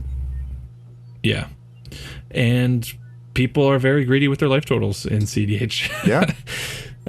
Life totals are a resource that is best spent to draw cards and look deeper with Plunge into Darkness and blah, blah, Sylvan blah. Library reads at the beginning of your draw step, you may pay Take 8 eight, life draw to 2. draw 2 additional cards. There's no May line on of that text that card. says may. There's no Yeah. May on that card, my sir. I mean, once your life That's a total good gets rate. low enough. But yeah, so Yuriko definitely preys on the counterspell meta, but as Reed was saying, maybe not so great into general metas where people are going to have blockers, or that's not the kind of game they're playing and they're just trying to race for combo, because Yuriko does have to spend a lot of its deck on duders and less counterspells, because counterspells and more enablers like turn spells that are for both damage and to cast and get more triggers, but those are not going to be stopping the Gitrog player from comboing off, or the Zur player, etc. And notably, unlike Edric, your duders don't draw most of the time. Like, there are a couple other ninjas that you can run, but not nearly as many. And B, your duders aren't mana dorks. yeah. yeah, They're like literally just there to get Yuriko into play a lot of the time. And like there are, to be fair, a lot of the duders that people are playing right now are like maybe not unblockable but have extra utility. But even then, Mausoleum Wanderer, you're that's just great. you're trying to make the best of having to play like Oh these my one God. drop That things that can hit people, that right? spirit, that containment priests for one turn. Ah, Yeah. Mist Caller. That one doesn't have flying though, it doesn't. right? No. Yeah. Yeah. Yeah, so that's the counterspell meta. Let's talk about the graveyard meta. Yay. So what counters that pretty There well? isn't I a don't know, viable maybe. deck that counters the graveyard mana. Zero I level think decks it's that a counter graveyard. single one. Yeah. If I were to pick one, it wouldn't be Abzan. That's for sure. Definitely wouldn't be Abzan, no. So ignoring these jerks, I think Anafenza is a pretty solid counter to the meta. I know people get very annoyed when you bring out Anafenza if they're on, Flash or Razakats or Gitrog. They'll be like, God, I'm just going to switch decks or something like that. But if you're able to, do the whole 1, 2, 3, reveal your commanders and they're kind of locked into that game and you get them, doesn't feel too bad, man. Being able to reliably get a replacement effect that hates on creatures going to the grave on turn 2, that's generally fast enough, unless the Flash player has some insane opening. But then that makes their combo require an additional card, which is removal. And a lot of the times you're able to set up some sort of protection, be that Autumn's Veil, Veil of Summer, Sylvan Safekeeper, etc., to protect it and back it up. Yeah, and notably with Anafenza, it's an asymmetrical effect, which means you're able to run your own graveyard combos, which, if it weren't for that, I think Anafenza would be, significantly less playable than Yeah, it is like, right now, and it's already not that playable. I don't think she'd be an effective counter if she just like couldn't actually win the game that effectively. Yeah, so on right her now, the deck really struggles with card advantage, because it's not able to play Timna in the command zone. But so it is able to close out the game, I think, fairly reliably using Razaketh lines, basically like just a standard Razaketh deck. Razaketh, Leonin Relic Warder, and whatnot.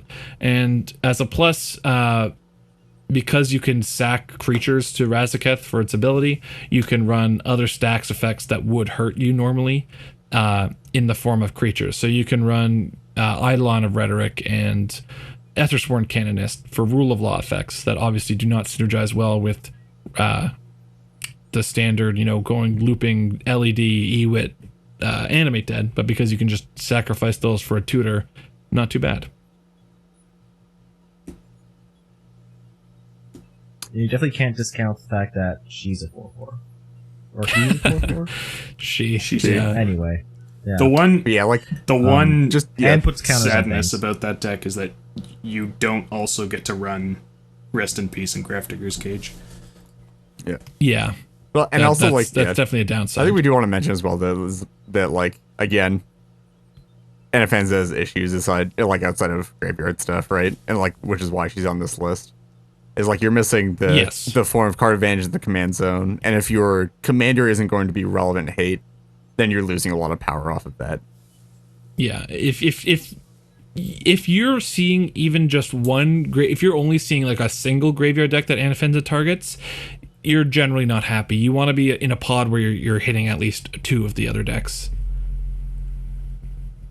Because if there's just a flash player, what will often happen is you'll cast Anafenza and you'll basically kind of ruin the flash player's game while these other two people are like, oh great, now I don't have to worry about the flash player anymore.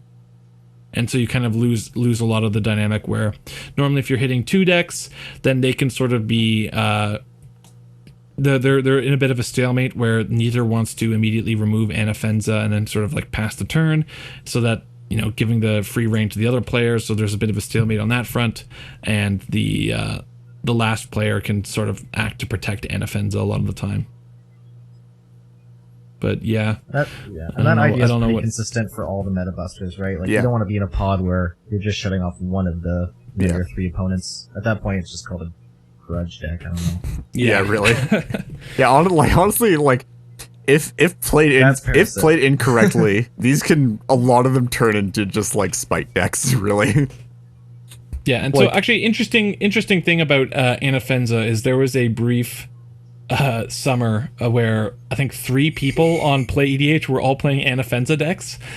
One sunny afternoon. Yeah. God. I think it was like a month or two, and so everyone stopped playing Gitrog, Razakats, and Flash Hulk, which was a very so these Metabuster decks, people aren't gonna just be like, oh, I guess they're on Yuriko, I guess I'll still have to jam my counterspell heavy deck. No, people are gonna adapt to their meta, and so the time span where you can run these decks is generally pretty limited.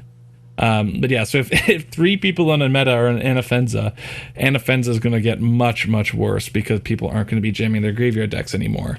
So actually in that meta, I believe Maynard went on quite the tear with Yisan, which is something that we should talk about next. Sure. Go over the Stacks Metabuster. And really the definitive Stacks Metabuster. Yeah, so Anafenza, Staxy deck that counters graveyards. Yisan, a mid-range deck that counters Stacks decks really well.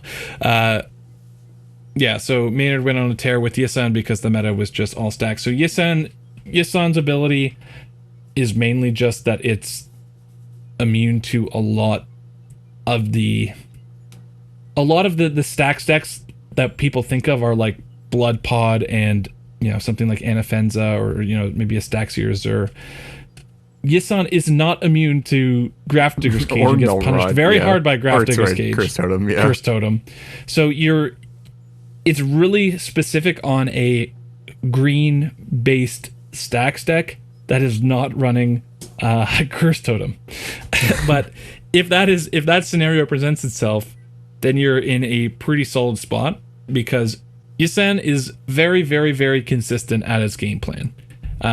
It's going to be hitting its interaction pieces on curve, and then if it goes unanswered by a board wipe, it's going to combo off. So one of the Yisan lines that I'm quite a fan of is the Yisan verse 1 into Sylvan Safekeeper, which then makes it quite difficult for opponents to find just a target removal for Yisan. So then I'll like go verse 1 into Sylvan Safekeeper. If it's a graveyard meta, maybe there are Anafenzas who are going to be trying to do Razaketh stuff, or there's just people you'd like to answer. Verse 2 into Scavenging Ooze, and then you can go, this is some hot tech. You can go verse 3 into Malefist Revolutionary. Yeah, okay. Which skips you your verse 4, then you can go into Seedborn Muse. Now, the thing is about Yisan 2 is that you're never doing this on your turn. So you're going to be holding up your verse to threaten an interaction, right? So on verse 3, while, like I said, Maulfist Revolutionary is a piece of hot tech that you can skip you right into a Seedborn Muse. It is also, you are threatening, I guess you're threatening Manglehorn, Rex Sage, Ravenous Slime. That one too. Ravenous Slime sees less play, but you can definitely threaten that. It has multiple pieces that you can threaten, so people might not just, the food chain player might not run out their food chain piece because it's just gonna get hit. So then by the time the turn passes around, you can just verse for something proactive, and that's the swap between reactive and being able to be proactive every single time is what really makes Yasan pretty solid into these kinds of metas. Yeah, and like again, I don't think we can stress enough like the consistency factor and like basically like how consistently relevant he is early against the stacks, because like he can just like come down turn 2, put on immediate pressure and like threaten wins even when they're dropping stacks pieces. And hey, Pierce. Yeah.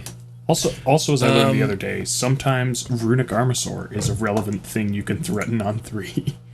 Uh-huh. I played a very strange Certainly. game that involved a Yasan player generating 70 Runic Armasaur triggers Yeah, wow. that would do it. off a Shuffle Hulk player who got interrupted to draw removal for the lab man from the food chain player. That'd do it. And then I shuffle Hulk you. No. Nope. We're gonna play this one out. Yeah. I'm gonna do this one. I do think, yeah, like we do have to say though again, disclaimer. And sorry, Shaper, because I know you're gonna listen to this. Yeah, Yasan has issues when you're not in that meta. Yeah, so to kind of support that with some evidence, if you look at the numbers on the CEDH Discord or the Play EDH Discord for numbers for Yasan, they're not so hot. And the only time, or some of the only good records with Yasan I've seen were from Maynard Ferguson in that one summer where everyone was playing. Now, Anfenza. admittedly, I do think Yasan is probably a deck that suffers. I'm not saying it's a good deck, but I think the stats are probably deflated a little bit because it's a deck that for a very long time a lot of people recommended to people who were starting out. Yes, Which and it's not necessarily I don't necessarily an easy think deck was a to good play. recommendation, but it was a cheap deck was one of the big reasons. So then you get a lot of new players playing Yasan. It still does have issues, Yeah. but it's definitely deflated a little bit by that. Certainly. But yeah, just like having problems with, like dealing with Storm is a bit of an issue, to say the least. It does have answers for Hulk, but sometimes like you just get got by it, I mean, now you Can't have get it out in time. now you have Collector Roof at least.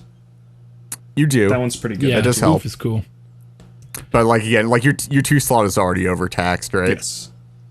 So Can't you just stay on 2 and just Collector Roof scavenging ooze?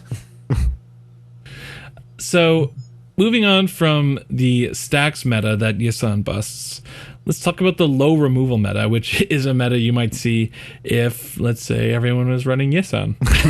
maybe once everybody switches over my there. gosh. Or Rock, paper, But also, scissors, like, lizard, spa. mono blue decks often don't have a ton of removal, or like low color blue decks. There are lots of decks where people are focused very much on the counter spells and less on the actual removal. And it, Oh yeah, definitely. Yeah, one thing is also accessibility to Yeah. removal, Yeah. right? So if a deck is chalk packed full of tutors, then they're going to have a lot of accessibility to their very few pieces of creature removal. But if they're a low color deck like mono green or, mono red with like Godo, I think runs a fair amount of removal, but it's definitely not accessible. So if you can kind of play around that, and especially if they don't have it early, We should probably mention the card. yeah, you get to run away the game. You Yeah. get to run away with the game with Hermit There Druid. you go. So the most notable Hermit Druid deck being standard classic Breakfast Hulk. But really, like there really anything else? in any Lightning shell, Druid? right? Yeah. Like you can play like mono hermit druid. Like it's not popular, but it's a thing that you can do Just to target these metas. Yeah, just like the fact that very few counter spells actually counter creatures. Like you basically have counterspell, mana drain, and then force of will, and then like some more fringe and less common stuff. I guess delay as well. I mean, Yeah. But I mean, And hasty while- hermit druid's no like joke. pact and negation can work. I mean, guess. the But that idea of early hermit is, druid like, decks super that you're trying to rough, play it yeah. on like turn 2 though. Yeah. So But yeah, like the whole and like even though there are a lot of counter spells that do counter the dread return that comes after the hermit druid, like just being able to stick the hermit druid early, and Sorry, I meant to say force and negation. there you go. but that doesn't counter hermit druid. It does not. No, but Yeah, it does counter dread return. Well, yeah, But- but yeah, just like, and then you Anyways, now yeah. force people to hold up counter magic, and like you very like readily know, like pretty much immediately whether or not people have the out, right? Yeah. Yeah, Hermit Druid, just the consistency with which it can put up wins, requiring only a single tutor, can be played very early, and it's most of the time people will in traditional metas that you might see now with Flash Hulk and Gitrogs being very popular and Cast Consult, Hermit Druid is not too hard to answer, so it's often a bad tutor right off the bat. If you're going to spend your turn 1 Imperial Seal Funding and Hermit Druid that people are going to be able to answer, you're pretty far behind. So it's definitely something you're only going to go for in a... Okay. You Hermit Druid decks do run Hermit Druid, and they sometimes run it as in the mid to late game. That's sort of where they're going now. Yeah. Where they'll hold up counter magic along with the Hermit Druid to protect it, and it's just like a slot efficient, mana efficient win con for something you can tutor. But if we're talking about early Hermit Druid decks, where they're trying to go for it, really quickly, you're going to want to focus on low removal decks, and you're kind of just trying to make them have it. And a lot of the time it requires just a won't, specific right? meta. Yeah. Anything else to say about Hermit Druid? Yeah, getting under a turn 2 counterspell by them either just not having mana or being tapped because they just play their turn 2 value Yeah. isn't too shabby.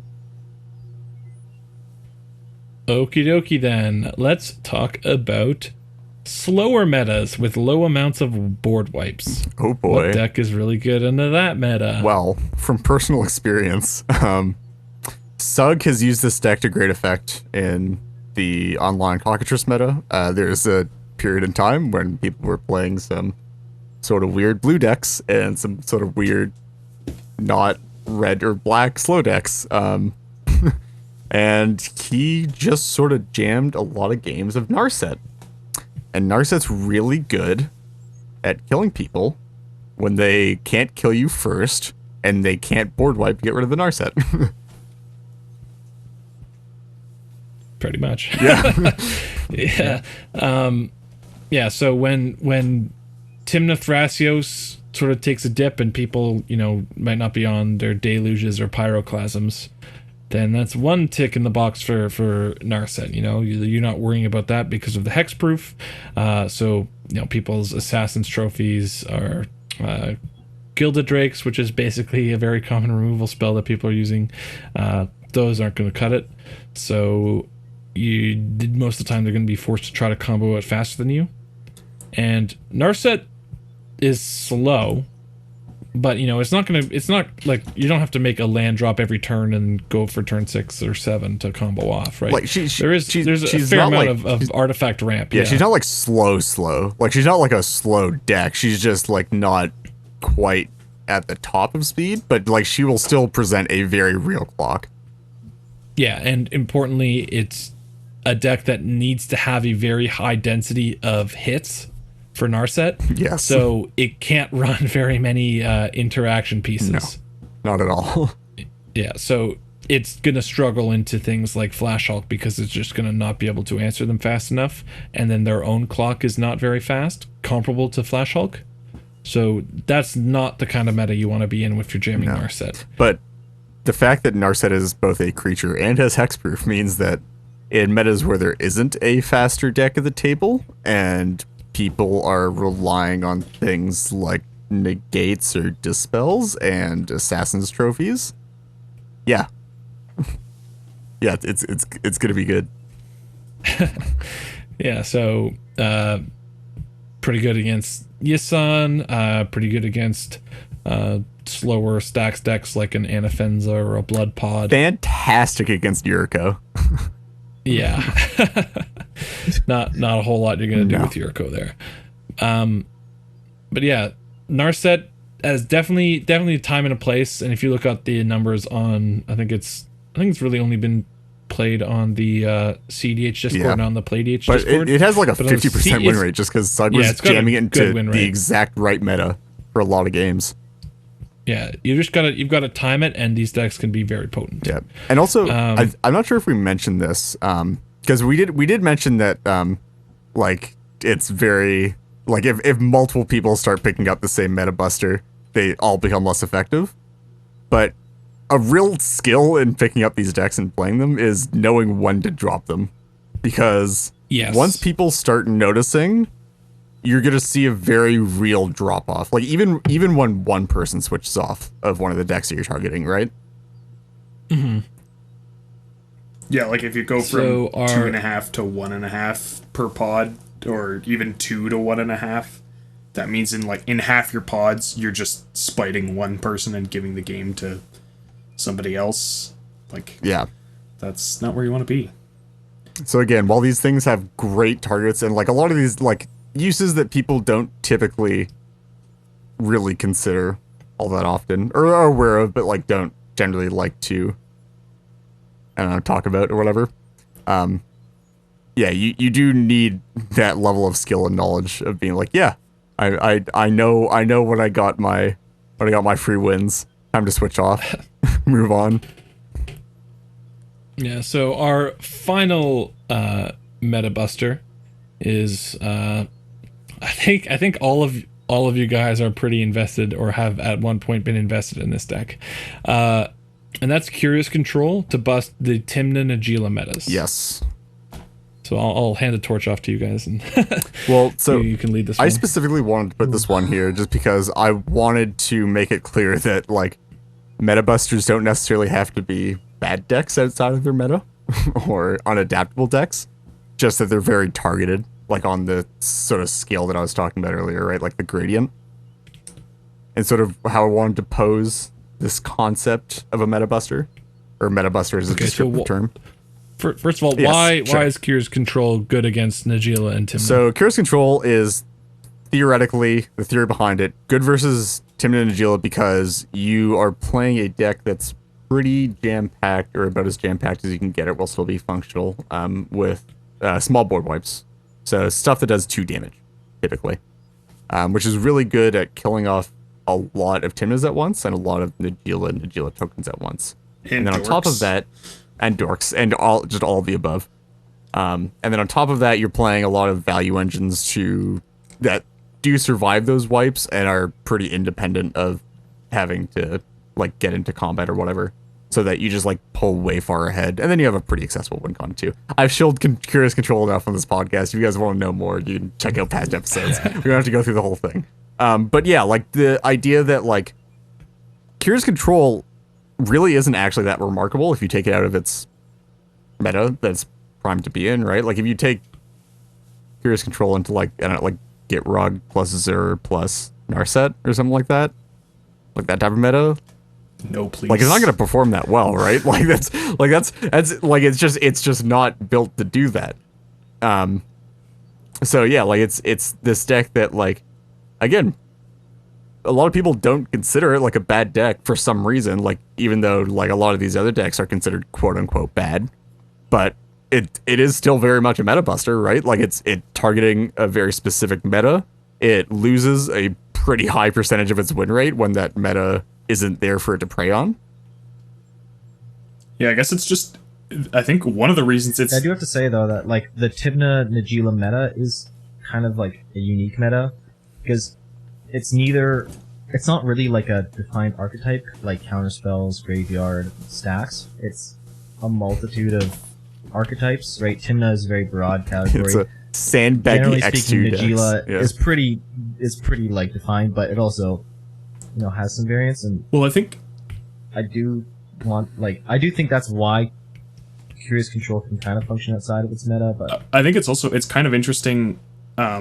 Both Curious, like one of the reasons I think Curious Control isn't considered a Metabuster deck per se is because the meta that it busts is so ubiquitous, and I think Well, that it's the meta, right? that was true in the past of a deck that we actually didn't list here, although we've mentioned it in Bloodpod, which was a deck that just completely it was like, let's just destroy all the ad nauseum storm decks. We're running Rule of Laws, we're running Thalias, we're running Blood Moons, Null Rod, and if you're playing like Zur, you're just gonna cry. And at the time, that was the meta, and so that deck got adopted into the lexicon of like, here are meta decks as opposed to meta buster decks. But now it's much less common because Flash Hulk is really good. Yeah. That's actually a really interesting point though, where like we can see like the two parts of like what a really popular meta buster looks like, where like initially it just looks like a meta deck, and then gradually as that meta fades out, maybe we might see this in the future. It sort of drops off in popularity, or at least in power level a bit, and sort of becomes more of a true meta buster, I guess. Yeah. And so before we kind of wrap up this topic, I would like to just point out and sort of put a bow on the topic of bad decks versus parasitic and metabuster decks, which is just because a deck is fringe and not seeing play doesn't mean it's bad. You do need to evaluate whether or not it's built for a specific purpose, and if your meta or wherever you're trying to do fits that narrow purpose. But there are also some decks that are just kind of bad. Maybe they just haven't found their meta yet, man. Come on. I think some of them haven't found their good- meta because their meta doesn't exist. Yeah, so a There good was always a example of meta this for your Who's deck. getting called out? Might Who's be- getting called out? might be Doomsday Grenzo. Oh god. And I do have it is I do kind of have a soft spot for the deck. It's kind of interesting. You can do like World Gorger stuff, Doomsday, blah blah blah. But this deck was built to be just an all-in fast glass cannony deck. And there really isn't an optimal meta for that, because most of the time the decks that that would be in that kind of meta, it's not going to be able to race. Right? It's not really a good race deck against Yeah, I think it's Flash. Flash Hulk. specifically. It's definitely one of the slower glass cannon decks out there. Which is not Yeah. exactly where you want to be for the most part. Yeah. Yeah, I mean, doesn't mean you can't run the deck, right? Like a lot of the decks that are, so there's decks that are bad and just aren't viable, or like they'll sneak in wins in CDH metas, but they're not filling a niche, right? So someone could just play a deck full of mid-rangey beats cards and somehow steal a game because all the other players were holding each other in check, and then they just slam their Craterhoof Behemoth and good I.e. game. the Yuriko meta, but continue. Shout out to a turnip and his hero of Blade Hold. Yeah, but those decks aren't what people would normally consider meta busters. Those are just more kind of bad decks that can steal games. True. Yeah, and then there's bad decks that just aren't well designed conceptually, but if a deck has a specific niche it can fill and it can do well in that niche, those are the kinds of decks that we're really talking about. And really that it, like, preferably that it does it better than like any other deck for that specific Yes. purpose. Yes. Yeah, like it's kind of interesting. If I mentioned earlier something like Food Chain Niv Mizzet, which is very easily, arguably stronger than pretty much any deck we've listed here. But now that one, it's like, why would you run Niv? It doesn't. It's an example of something that really just doesn't justify itself over an existing deck. So when you are making a choice to run something that's, less sort of objectively powerful in a vacuum, like what's the angle? What's the thing that this deck does better than whatever option you're choosing it over, as opposed to just how strong is this deck, sort of on a more objective scale. Yeah, which is, I also like just something that like I think people, it would do people good to consider that when just deck building in general, right? Just what does this deck that I'm building do better than other stuff in the format, or what direction can I take it in that makes it unique and also like good? Yeah, and then the last piece I'd say is, if you're on the CDH subreddit asking for advice and say, oh, I want to play my my Yuriko deck, and everyone's like, oh, that's bad, don't play that.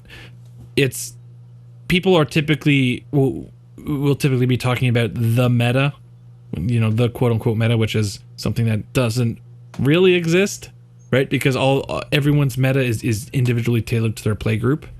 In the greater context, you might say, oh, what if people take into these last couple tournaments? And, even in tournaments, you're going to see random stuff, right? I mean, there was was it like 2 tournaments ago, someone took a Lin Civi deck.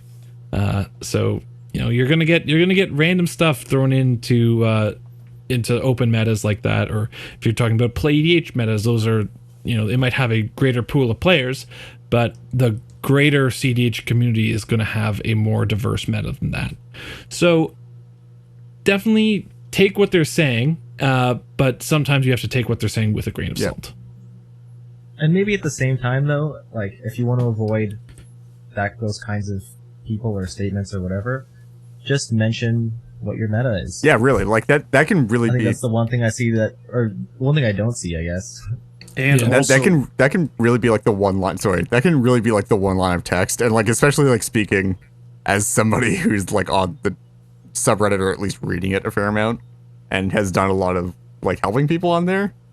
Just like saying, hey, like I'm specifically building this deck for this meta, for this given meta, can really like change the way a lot of people are viewing the deck and really like help give actual real discussion and advice and stuff, rather than just saying, no, it's bad, do this instead.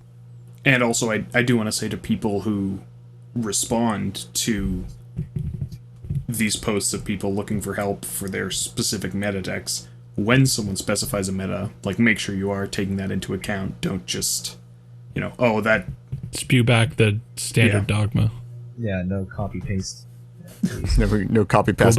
Go back to our EDH. Go pick something from CDH primary and just build that. And yeah, man. Yeah. God. Cool. So, Reed. Yes. You've got a gut check this week, don't you, sir? It is mine this time. Great. All right. Ready for this one? No. Okay. No. If Never you, ready. If you, Always got. if you could add one keyword to your favorite commander, what would it be? That isn't partner? That isn't partner. this is such an easy question. Yeah, I think it's really easy for me too. Matt's got to think for a second. Okay, well, I got a dumb answer, but All right. I'll go with it. Actually, can I look up the wording for it first? 'Cause I don't know. you may look up the ruling for your answer, yes. Okay, I want to say mine first because I don't want to make it look like I'm changing it just because Morgan says his super obvious answer. Is that fair? I guess it's not a... Oh, yeah, okay. Yeah, we're good. All right. Go for it. Okay. I would add hexproof to There you go. Gitrog. Oh, no, that wasn't All right, my I'm gonna obvious do answer. Teferi is black. Is black. Guys, I'm being serious, alright?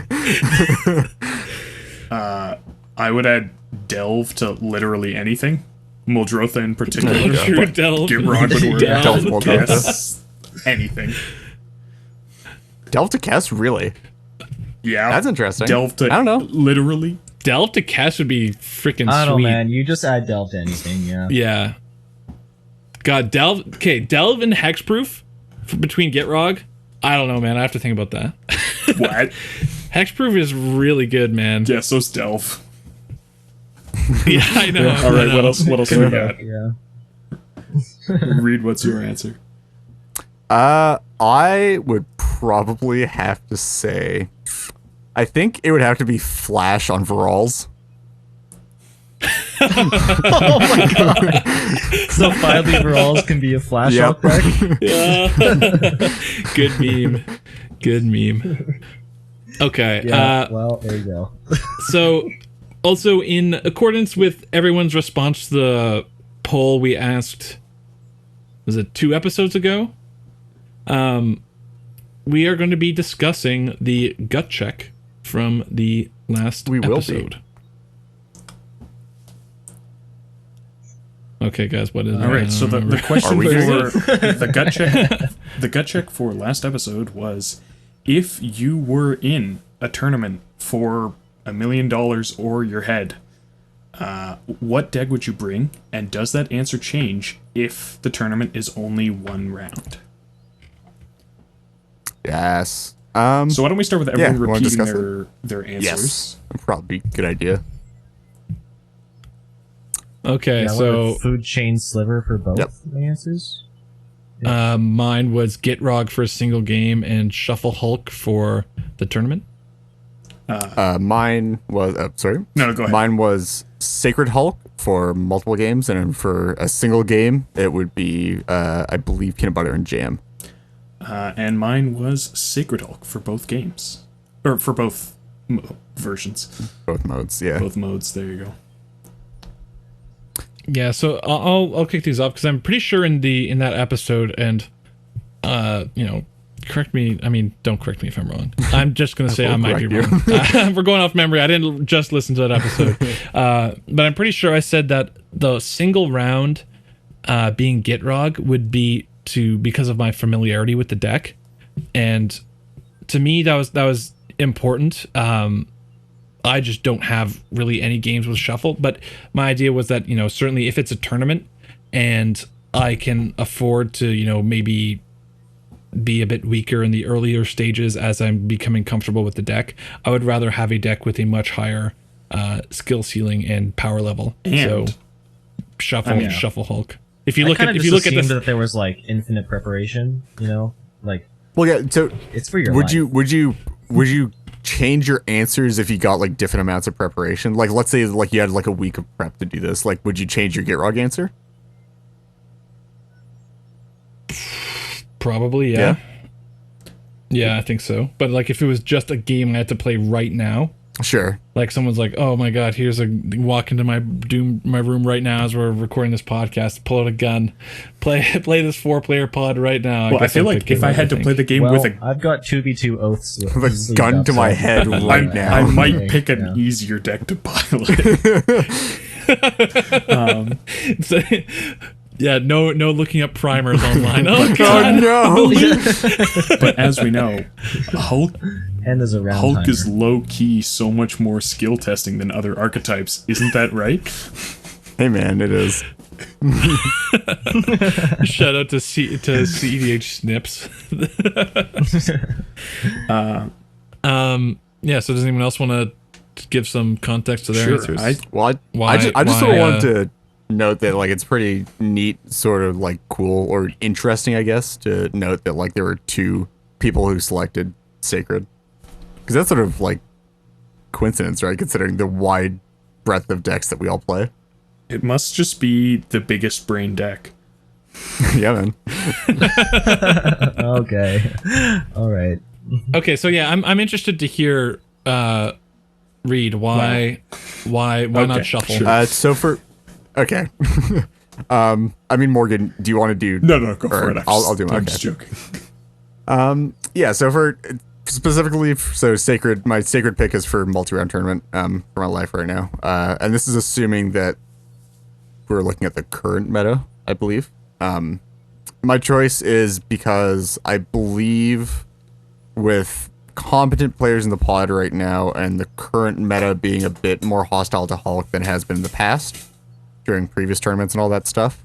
I think Sacred is the more profitable deck to play into that meta. I think Sacred is the better Hulk deck into people who are prepared against Hulk and people who like good players who know how to play against Hulk. Yeah, you can't be jamming Shuffle Hulk into a meta with everyone with extra pay. It's a lot, and probably not that great with Graph Digger's Cage. even not even necessarily just like having extra pates in the meta at all, but like it's more like people knowing the play patterns, how to play against the deck, and like just they're like consistently not getting pants by Hulk and respecting the separate lines of play. Against bad players, it'll be like, oh, like we'll risk the tap out on turn 2, and oh, like he might have flash, but there's no way he has a Rector plus a sack outlet, so I'll just hold up whatever. Against good players, a lot of people, and a lot of the time, they'll like hold up mana on turn 1 to fake it so I can't go for a turn 2 or something like that, or stuff like that, and then do stuff like, yeah, okay, like I'll respect that you might have access to an Academy Rector, or like you might have access to this other line of win, to a win, or something aside from flash. Whereas Sacred is it has a lot better card quality. You can grind a lot better with the deck typically. A lot more compact. Yeah, I fair think enough. for me, the big consideration on Sacred Hulk was, like, I think Flash Hulk is just, it's kind of too good not to run. But yeah, I think that the sort of like catching people unawares is not really a realistic thing in tournament, as Reed said. And Sacred Hulk just has its multiple angles of attack are like much wider compared, like much more different compared to each other than pretty much all of the other Hulk decks. Like, people play Graph Digger's Cage and like Rest in Peace and then Smirk, and then you can just either just randomly consult them or just launch an Ad Nauseam. And just the fact that you have basically a triple threat of Ad Nauseam, Consult, and Flash Hulk is just insane to me. And still somehow card quality. Lol, what? Yeah. Yeah. Lol, what? And honestly, you're not really losing a lot of the upsides of Hulk either. You still get your instant speed win. You can still pants, like three mana is still an insanely small amount of mana to pants people with, and just get them. Yeah. Yeah. Okay, Matt.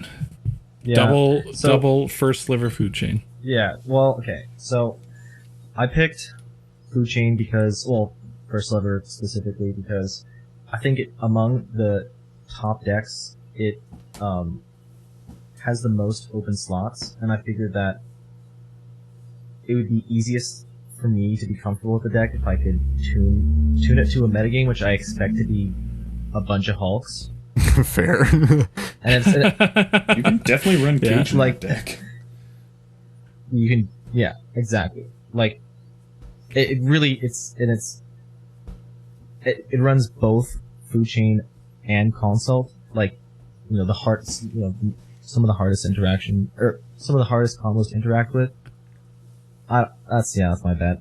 So Matt clearly gonna be jamming Rest in Peace, Graph Digger's Cage, Containment Priest, got a Shadow of Doubt, all of the extra paid, yeah, I'm Metabusting. I do suppose. have to say, And then also picking like one of the, you know, this, I guess this, in my mind, it's the second tightest combo besides Hulk.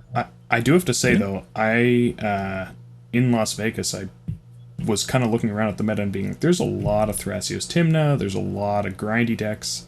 Like, I don't think Food Chain is good here. And I only played a few games with it, but it was doing really well. Like, sometimes you can, like, in those metas where you expect everyone to be a little slower and a little more cagey, sometimes you can just jam Food Chain and win. Like a game that's based on your possible life or death. Yeah, for sure. Actually, yeah, does your answer change if everyone else is playing for their life? Also, yeah. Oh my god. Who can I kill here? Yeah. No, dude, you just play. Yeah, you play like you're running Hatred in your deck. Yeah. So before we close things out, we've got a listener question from Tom TG, friend of the show, plays our 2v2 tournaments and jam with him on a regular basis. Is there an optimal range for Commander CMC? So when I saw, sorry, I'm just gonna jump right into Yeah, this go for it. because I had a different take on this question that wasn't necessarily an optimal range, but I think it's actually sort of cool to talk about like the different bars for mana cost for commanders. It's sort of neat. So like, and specifically how that changes between green and non-green decks, where Like I feel just to say something right off the way, I'm pretty sure the clear answer is as low as possible. What if you need to dodge abrupt decay? But if you can't get as low as possible, I think it's really cool. It's really neat to think about like how, so like 1 and 2 mana are effectively the same across the board. Well, just but it's actually 1 mana commanders that are that are good. But like theoretically, if there was a 1 mana commander that was good, like so 1 and 2 mana commanders are the same across the board. But like a 3 mana green commander is a lot better than a 3 mana non-green commander. And in the same way, like typically like the non-green decks catch up in the 4-drop slot, where a 4-drop non-green commander will be about the same as a green 4. A 4-drop non-green would be the same as a 4-drop green commander. just because like the green decks get they can Turn 1 one dork dork. lets you cast the 3-drop on turn 2 with extreme consistency, but then the non-green decks can just run a whole bunch of 2 mana rocks to let them cast their 4 mana general on turn 3. Yeah, so I just although So I feel like- things I feel like this do question change kinda- at 5 drops though. Things change at 5 drops. Yeah. Before we continue with that, I just want to say that I think this question kind of leads into like, when is the optimal time to play your commander? like More depending than it on is the mana cost or actual just in CMC general. of it. Like if it's green, you can play it earlier. Oh, sure. Yeah. Yeah. Yeah, like how you build your Like, deck based like, around when you expect to play your commander. Yeah. Yeah, like Gitrog being a 5-drop, obviously your turn 2s when you're casting that are few and far between. You need something like a Mana Vault turn 1, but you know the standard of turn 1 dork, turn 2 land to put you to 3 mana. So you're gonna want to do some like proactive play, like maybe drop a Sylvan Library, cast a Demonic Tutor or whatever, and then also maybe ramp further. Or That's gonna be you just get a Draga Tree Speaker every game and just skip all of that. So Tree basically Speaker's what super we're fast. determining Like I would say that is that on odd CMCs, green commanders are much better. Yes. Yes. confirmed. So I would say that like a 6 CMC commander is optimal when your deck is designed to deal with the early turns. Is a 6 mana commander ever optimal though? Hey. Is the real question. Hey. I It don't is know, when it Morgan, has is it? delve. When it has delve and you're trying to hit your neoform into your 7-drop, then it's Dude, alright. 8-drop with Delve and Convoke. That's my type of commander. Oh my god, dude. Hogak is finally banned, so it's finally... Dude, it's time to buy into Hogak for commander. Price drop through the floor. Get him literally. up. Pick him up. I'm just sad that my dream of playing Faithless Looting in a Gitrog deck is now dead. In a modern modern Gitrog deck, Gitrog, yeah. Okay. Well, that about wraps it up for this episode. If you guys would like to reach out to us with any questions, comments, or concerns, you can contact us on Twitter at IntoTheNorthPod, via our email, intothenorthpodcast@gmail.com, or on our Discord server, the invite link for which can be found in the description for this episode. An extra special thanks to all of our patrons who help cover the expenses for our show and allow us to work towards improving the quality of the podcast. If you too would like to become a patron, we are at patreon.com/IntoTheNorthPodcast. Thank you as always to the band Vox Cadre for our lovely podcast music, to Nate Slover for our equally lovely podcast logo, and to our podcast editor, Roadkill. Next episode will be out in 2 weeks. Until then, see ya. See ya. See ya. Goodbye.